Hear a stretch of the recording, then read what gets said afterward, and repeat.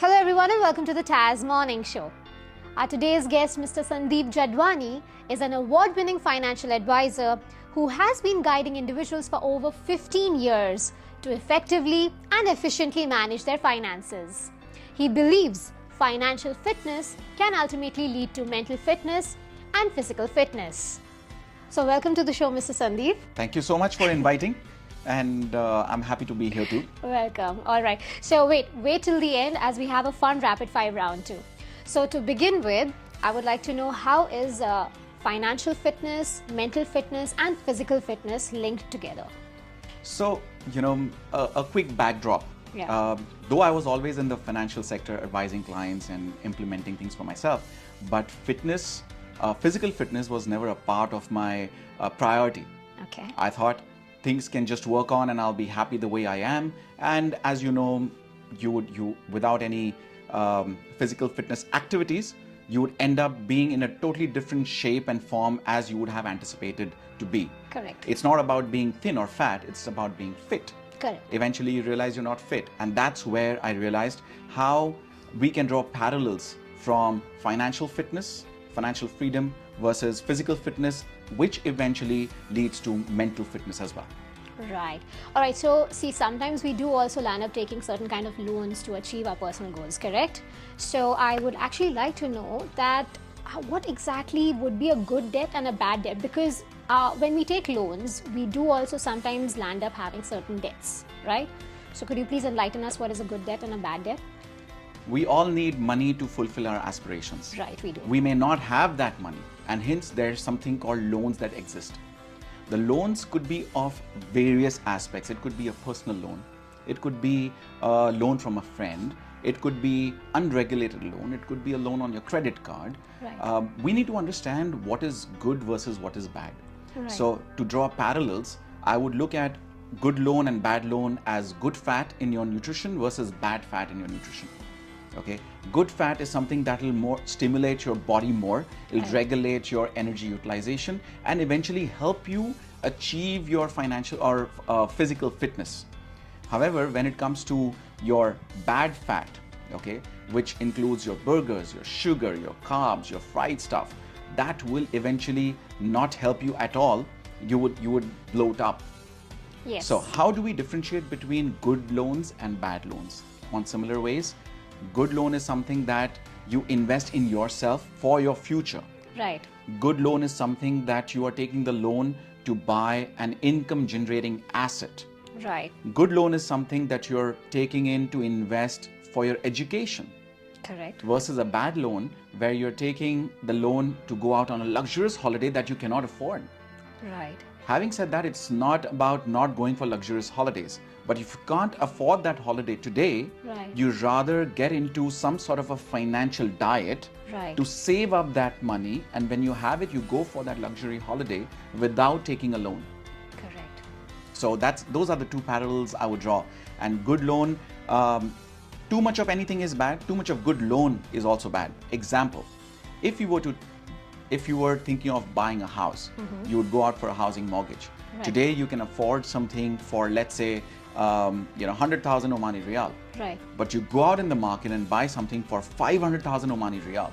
You may have the money today, but if you're taking a loan to repay that on a month-on-month basis for the next 30 years, Yeah. you are actually taking a very, very bad loan because you've taken something that you can pay today, but you're paying for eternity. I agree.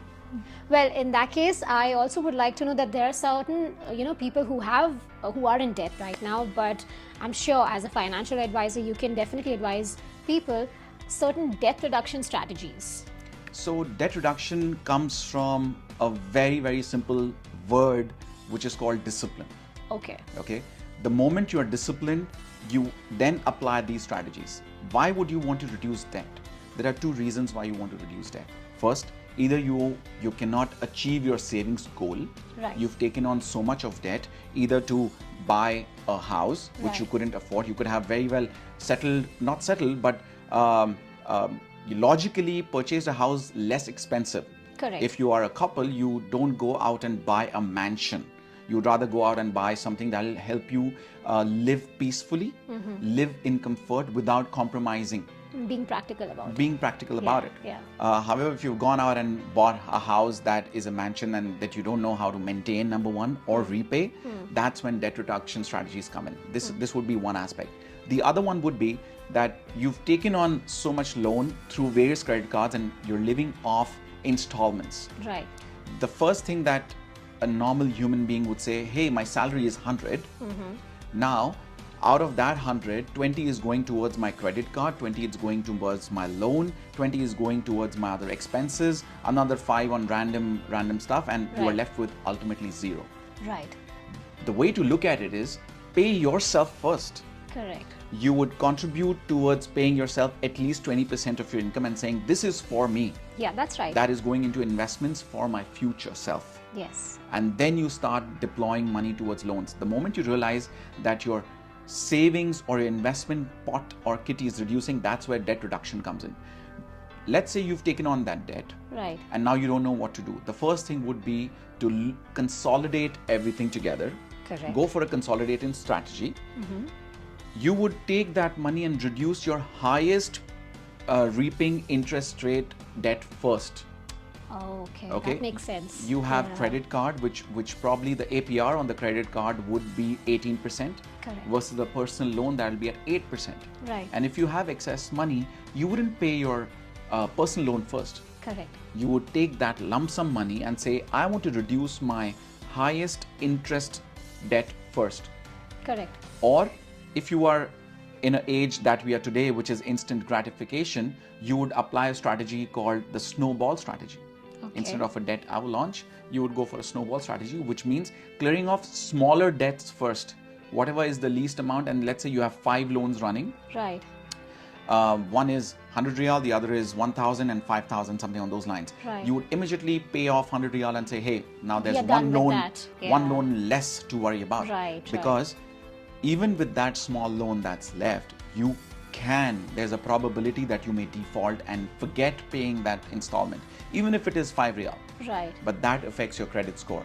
And you really do not want anything to affect your credit score, and hence you would, if you are a person who cannot monitor and you are not frugal about things, you would forget to pay, or you may not have the means to pay. And it ultimately affect your credit score. So you would use these 2 strategies and then consolidate everything, go to a single financial bank or financial sector company and say, I have these many loans, these are my interest rates, my target interest rate is this, and I want to transfer entire business to you. Right. Okay. Once you do that, these financial institutions will offer you the best rate. If they are not, and if you have credit card loans pending on your cards, you can also look at transferring credit limits, balance transfer in the sector as we call them. Right. And the moment you transfer balance, you may end up getting a 3-month 0% installment coming through. So you're saving up at an interest by the time you realize and come back on track to repay. Lovely. And that's how you would take it. Lovely. All right. So now everyone is also in the market to learn about investments, right? But currently there are a lot of people who are scared for investing. Either they could be scared because they might lose money, or maybe they are just scared, in general. So could you just give us some tips like do's and don'ts for first-time investors? It's very important to understand why are people scared. Right. They are scared, either they think that they could lose money. Yes. Or the second and the most important thing is they do not know where to start. Right. Okay, they could hear the headlines and they would just get scared. Correct. They would hear stories about some history saying that, hey, you know what, that person lost money and after that he never made money. Yeah. I would run parallels over here in saying when in physical fitness, you are very happy when you're lifting weights. Right. But you are prone to injuries. You will injure yourself. Doesn't mean that you'll just stop and never go to the gym again. Yeah. You would recover from it, learn from it, and then start again to improve your physical fitness. Same way in relationships. Yeah. You may break up with someone. If you're really confident about the relationship, you would come back together and make it work. Yes, you'll invest again in it. You'll invest again in that relationship. That will cause you better mental fitness. Correct. Same way for financials as well. When you're investing, you should know that it's not linear. Right. It's not always going up. Right. The most important thing about first-time investors is it is not a get-rich-quick strategy, period. Perfect. Just like you cannot have six-pack abs in one day. Yeah. Okay, you have to work 6 years for that. Exactly. With all the determination, discipline, Yeah. your diet and everything else. Yeah. Same way, you need to have a strategy Yeah. towards investing, Right. an amount that you are putting forward month on month if you are a salaried person. Right. To this, I would draw you towards something called a budgeting rule of thumb. Okay. I call it the 20-30-50 rule. 20, 30, 50. Okay, it is very important. I think it can be applied by anyone. Okay. Okay, if you are just starting off, you take 50% of your salary Uh-huh. or your income towards your rentals, towards your loans, towards your spends, or insurance in this case. Yeah. The 30% will be your living expenses. Okay. Okay, which means going out for restaurants, buying clothes, your basic amenities. birthday parties, you need to Right. give someone, you to go for travel, you start putting things together. And Right. 20% by mandate should be your starting point towards allocating towards savings and investment. Okay. Saving is not investment. Investment is not saving. So you need to have this 20% allocated towards saving and investment. Okay. You don't go with this throughout, because as your salary increases, your expense may not increase. Yeah. Because if you're staying in an apartment where the rental is 100, Yeah. the rental would increase 5% every year, Yeah. but your salary could double up in 5 years. That doesn't mean that you say, hey, you know what, I'm only spending now for 30% of my income, I still have 20% left to spend. No, you would then switch and move on to increasing your last 20% bucket. So the bracket increases The then. bracket increases. Right, right. This increment I learned from the book called The Atomic Habits by Mr. Clear. Lovely. Okay, where he says this 1% constant increment of anything that you do Right. consistently Right. will eventually lead to a transformation. Okay, and I love it that when we apply this to our daily lives, we apply Right. this to finance, something called as a systematic investment plan. Right. Right. From your salary or from your income, you're setting aside a very small portion, month on month basis for the next 5 years, 10 years. And you know what? If you're doing, it's a math. If you're doing 15 or let's say 150 riyals per month, Yeah. on a month-on-month basis, investing in stock markets, which usually give about 8% returns a year over a long-term period. True. In about 30 years, you can make almost 350,000 riyal. I like that number. Okay, and you will not even Okay. know. Yeah. How do we achieve this number? It's by being frugal with our Yeah. spending. Yeah.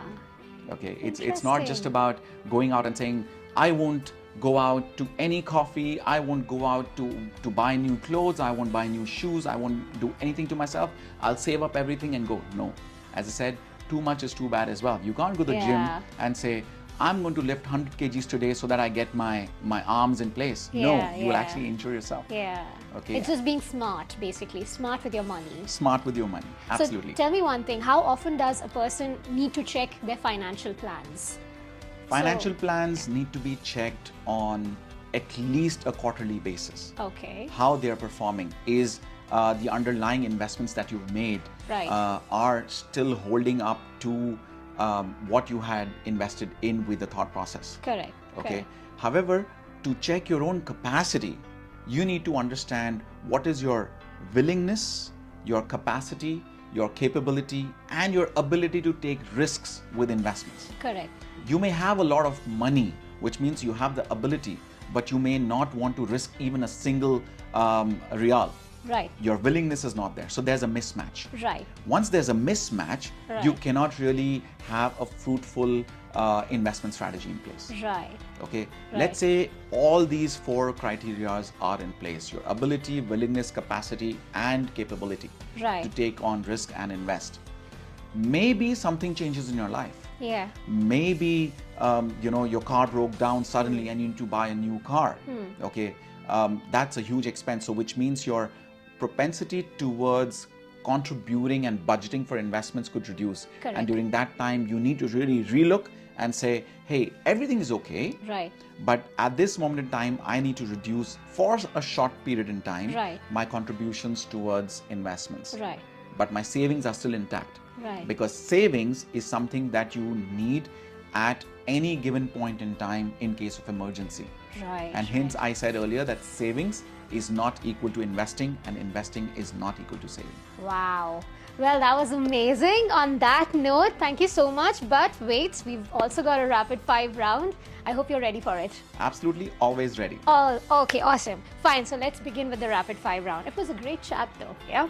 All right, so what is the proudest accomplishment that you've ever had, like in your life till now? Proudest accomplishment? I think the proudest accomplishment for me was running the marathon, Oh, half lovely. marathon. Okay. Because the reason why it's so important is because the end result was almost 2 years away from when I started off. Right. Okay. There was a time I couldn't even run or even jog for half a kilometer. Right. And So I would it's say a journey. it's a journey where the entire ecosystem came together. Okay. Your friends who are into nutrition and Right. sports, they advised you. And being a math person, a friend of mine told me very clearly, Sandeep, if at all you want to be fit, use a simple mathematical formula. Calorie in versus calorie out. Whoa, okay. Okay. And being a numbers person that I am, I think that stuck to me. Exactly. If That I'm made sense to you completely. Completely. Yeah. Completely, yeah. And then came in where your family, particularly Yeah. your spouse, Yeah. okay, where they supported that cause and Right. say, hey, you know what? Instead of having 2 donuts, Yeah. okay, why don't we eat something else Yeah. that will give you the same amount of energy with reduced calories? So you change your macros accordingly. Right, right. Okay. That makes and sense. once I accomplished that piece and consistently pushing myself every day to exert, Right. okay, and finishing that marathon, that was something that showed me that nothing is impossible. Right. And that really is something that Biggest I take accomplishment. biggest accomplishment. Lovely. All right. So, what is the biggest financial decision you have to ever make? Financial decision, because you're a finance advisor. So, I believe you did also come across certain challenges in your life, right? So, which was the biggest financial decision you ever had to The make? biggest financial decision for me was when to cut my losses. Oh, okay. Even as financial advisors, in Yeah. the broader scheme of things, Yeah. you may invest somewhere, Yeah. you may invest, and maybe few of your investments may not go right. Correct. Okay. One thing I think your listeners and your readers and your viewers should know, that if at all you are making 70% of the investments correct, Right. okay, you don't really have to bother about the 30%. But you have to Right. be mindful when to stop ensuring that these don't lose further. Right. A stop loss, we call Right, it. right, Risk right. management tool. Right, Okay. right. You may win some, you may lose some, some till yeah. the time there is net income. Okay. Okay. And ensuring and accepting that losses are an integral part of the Of financial life, sector, yeah. of investments, of Yeah. anything. So cutting off positions and biting that bullet, so to Yeah. say, Yeah. saying that, okay, Yeah. let me cut it out, let me not have bias towards the investments that I've made. Lovely. And hence that was most difficult for me. Oh, great. So even financial advisors go through certain kind of, difficult situations. Yes. Great. Okay. What's the best piece of advice you've been ever given?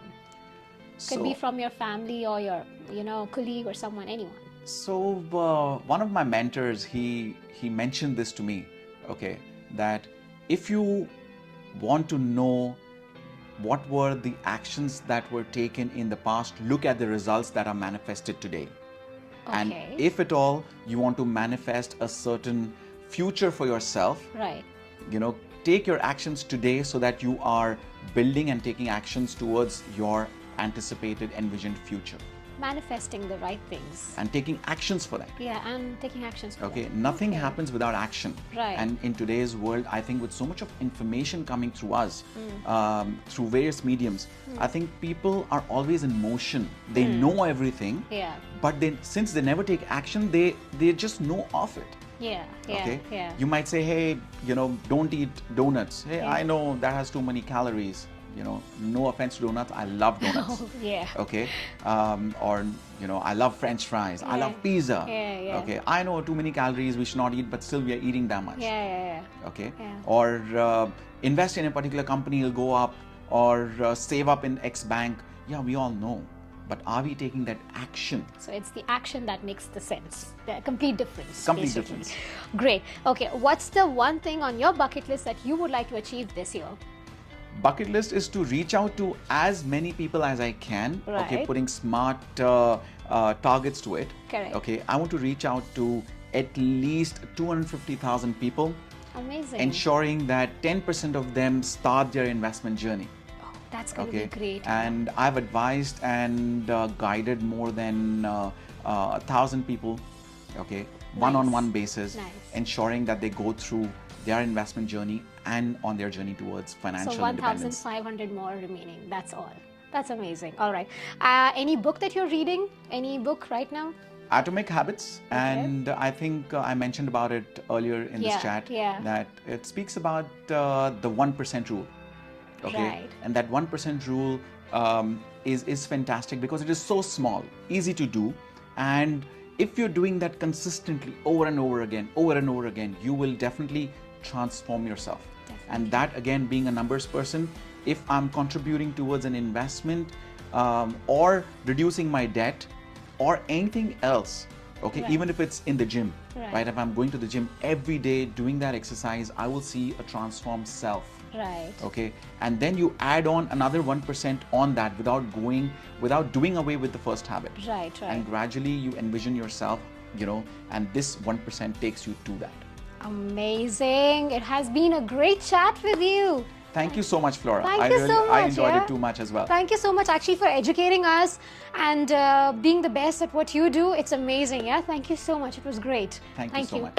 So on that note, follow Arabian Stories for more updates. And in case you want to follow me, you can follow me on LinkedIn. Yes. Okay, or Instagram as well. Yes. Thanks. Thank you so much.